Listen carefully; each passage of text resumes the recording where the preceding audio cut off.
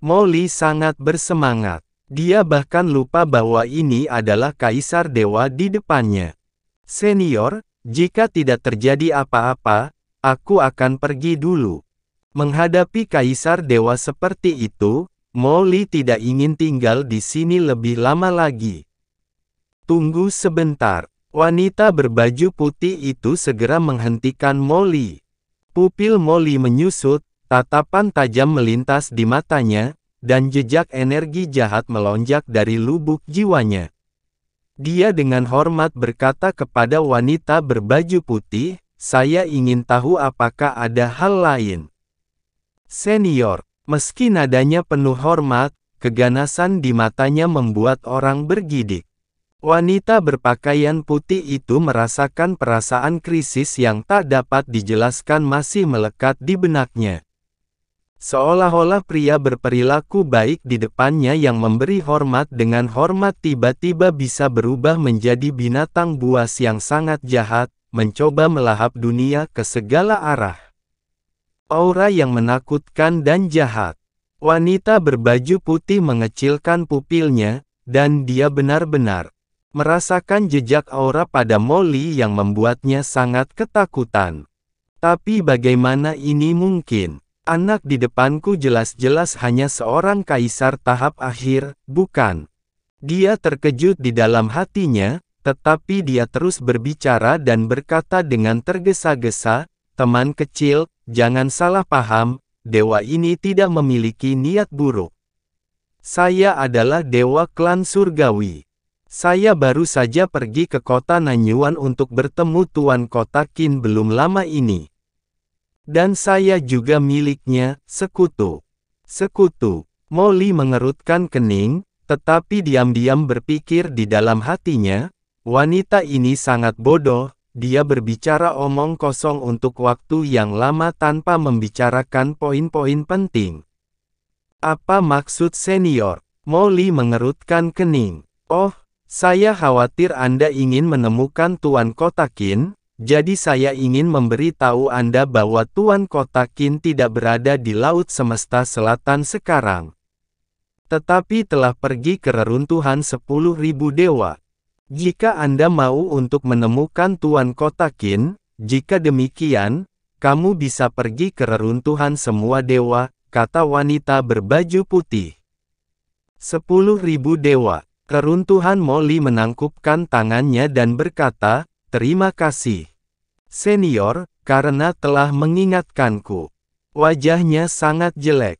Sial, bagaimana iblis ini bisa begitu beruntung sampai dia pergi ke reruntuhan para dewa lebih awal darinya. Sial, bagaimana aku bisa melampaui Demon Qin? Tidak, aku harus menemukan cara untuk masuk dengan cepat. Tapi, bagaimana kita bisa memasuki reruntuhan para dewa? Molly tidak bisa menahan perasaan cemas. Dikabarkan bahwa hanya kekuatan teratas, seperti kerajaan Yong dan masyarakat naga hitam, yang memiliki sejumlah kecil kuota di reruntuhan para dewa. Tentu saja, beberapa kaisar puncak juga dapat menemukan cara untuk mendapatkan beberapa kuota. Tetapi itu cukup sulit. Dia belum pernah menemukan kuota reruntuhan para dewa di markas besar masyarakat naga hitam sebelumnya. Haruskah dia pergi ke kerajaan Yong lagi untuk melihat apakah dia bisa menemukan kuota reruntuhan para dewa? Sementara Molly berpikir cepat dalam pikirannya. Mungkinkah temanku tidak punya kuota untuk pergi ke reruntuhan para dewa? Sebuah tanda tiba-tiba muncul di tangan wanita berpakaian putih dan langsung jatuh ke tangan Molly. Senior, apa yang kamu lakukan? Molly mengerutkan kening. Sebagai tanda ini, dia merasakan fluktuasi spasial khusus. Ini adalah token reruntuhan 10.000 dewa klan surgawi saya. Selama saya mengaktifkan token ini, saya bisa pergi ke reruntuhan 10.000 dewa kapan saja. Wanita berbaju putih berkata sambil tersenyum. Karena saya adalah teman penguasa kota, tentu saja dia juga teman klan surgawi saya. Oke, Aku senang bertemu denganmu, teman kecil. Kuharap aku punya kesempatan untuk bertemu denganmu lagi di masa depan. Wanita berbaju putih itu tersenyum, sosoknya perlahan menghilang, dan perlahan menghilang antara langit dan bumi. Molly memandang wanita berbaju putih yang akan pergi, lalu melihat token di tangannya, dan bergumam. Wanita yang dicari pemimpin iblis Qin kali ini cukup bagus. Menemukan tempat terpencil di langit berbintang, Molly langsung mengaktifkan token di tangannya. Berdengung, kekuatan ruang yang tak terlihat menyelimuti dirinya. Keruntuhan para dewa, iblis ini telah datang. Ledakan. Saat berikutnya, kekuatan ruang yang menakjubkan tersedot ke dalam, dan Molly menghilang dalam sekejap.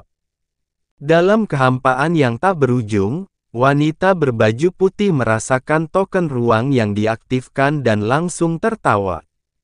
Sebab dan akibat sudah selesai. Lihat bagaimana Tuan Kota Qin masih bersembunyi darinya. Laut kosmik. Di dunia yang luas, api yang tak terhitung jumlahnya menyembur ke langit. Ini adalah negeri magma, dengan aliran magma merah. Magma yang menggelinding mengandung kekuatan api yang mengerikan yang membuat jantung orang berdebar-debar, menyebar ke segala arah. Berdengung. Pada saat ini, di tanah magma ini, kekuatan ruang tak terlihat lewat, dan Qin Chen muncul di dunia. Dia membuka matanya dan melihat ke segala arah. Ini adalah dunia yang sunyi dan tandus, dengan kekuatan api yang luar biasa melonjak di sekelilingnya. Kekuatan hukum api begitu panas sehingga cukup untuk membakar rata-rata pembangkit tenaga listrik tingkat kaisar puncak. Tanah api yang meleleh. Qin Chen melihat sekeliling dan berkata dalam hati, keruntuhan para dewa adalah salah satu tempat rahasia paling menakutkan di laut semesta. Qin Chen tentu saja harus mengerjakan pekerjaan rumahnya sebelum tiba. Seluruh reruntuhan para dewa sangat luas, dan dikabarkan bahwa itu ditinggalkan setelah pertempuran antara beberapa pembangkit tenaga listrik teratas di laut kosmik kuno. Dari sudut pandang ini agak mirip dengan medan perang semua ras di alam semesta asli. Namun ada juga rumor bahwa reruntuhan para dewa ini sebenarnya adalah tempat uji coba yang didirikan oleh kekuatan yang tak terhitung jumlahnya di laut kosmik kuno untuk secara khusus menilai orang-orang kuat di laut kosmik. Mereka yang lulus uji coba dapat dikenali dan diwarisi oleh beberapa kekuatan teratas di laut kosmik kuno, dan memiliki harapan untuk menjadi kaisar dewa. Namun apapun pernyataan yang benar, yang pasti reruntuhan para dewa ini terkenal di lautan kosmik, dan memiliki banyak harta karun serta alam rahasia. Tanah lava dikabarkan sebagai alam rahasia biasa di reruntuhan para dewa. Letaknya di luar reruntuhan para dewa, dapat melahirkan manik kristal roh api khusus, yang berisi aturan sumber api tertinggi. Qin Chen mengingat informasi yang diperolehnya. Pada saat yang sama, dia berdiri di dunia ini, merasakan kekuatan hukum yang beroperasi di sekitarnya. Dia mengangkat alisnya sedikit. Berdiri di reruntuhan para dewa, seseorang dapat merasakan asal mula jalan besar antara langit dan bumi 10 kali lebih jelas daripada di kota Nanyuan. Kota Nanyuan adalah salah satu dari sedikit tempat di seluruh laut semesta selatan yang memiliki pemahaman yang sangat mendalam tentang asal-usul jalan tersebut. Tempat-tempat dengan asal-usul yang lebih kuat di seluruh laut semesta selatan daripada kota Nanyuan adalah tempat-tempat seperti Kerajaan Yong dan markas besarnya dari masyarakat naga hitam.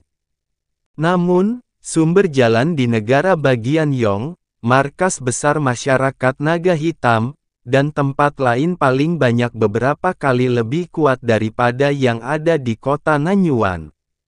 Namun tanah lava ini hanya berada di pinggiran reruntuhan para dewa, dan persepsi tentang asal muasal jalan tersebut lebih dari 10 kali lipat dari kota Nanyuan.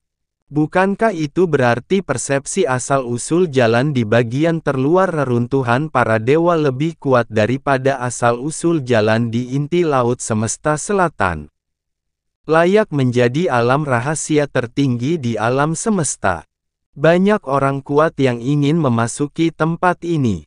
Kecepatan menyadari asal mula jalan di sini setidaknya beberapa kali lipat dari dunia luar.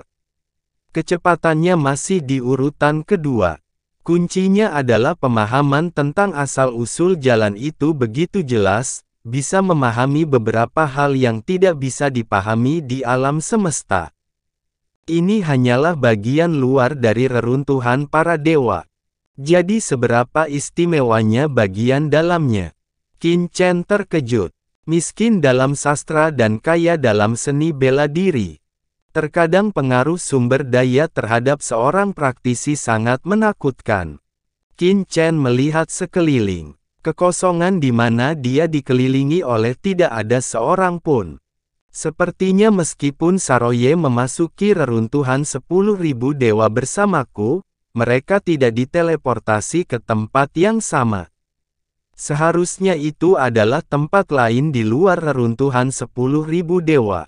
Ayo pergi ke tanah lava ini dulu untuk melihat betapa istimewanya apa yang disebut manik kristal roh api ini. Suara mendesing. Qin Chen dengan cepat terbang ke langit dan terbang ke tempat tinggi di atas tanah lava, melihat ke segala arah. Berdasarkan beberapa referensi medan, Qin Chen juga memahami perkiraan lokasinya.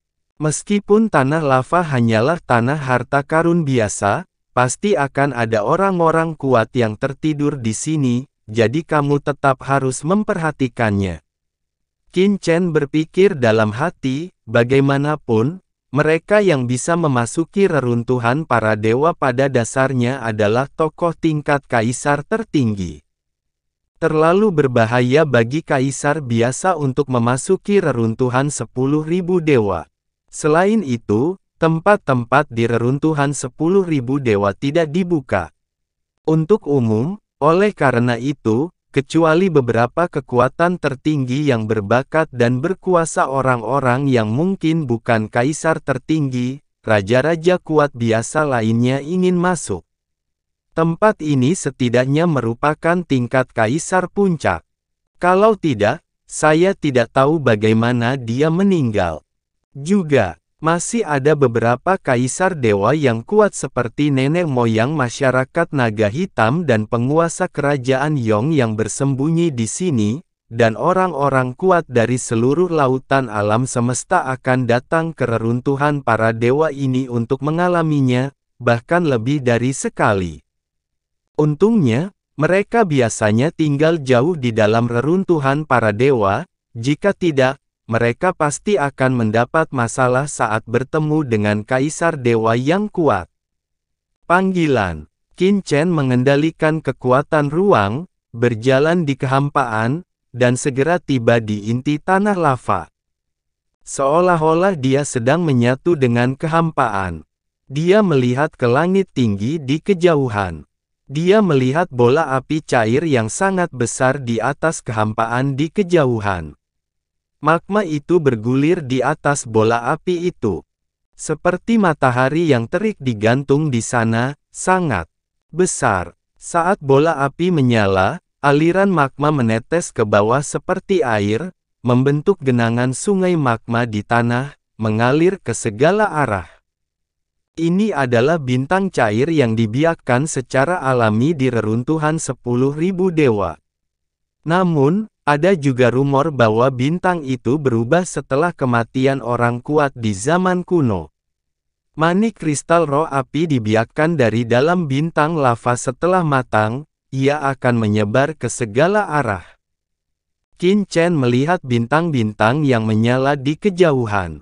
Letusan bintang lava tidak terjadi setiap saat, dan tidak ada aturannya.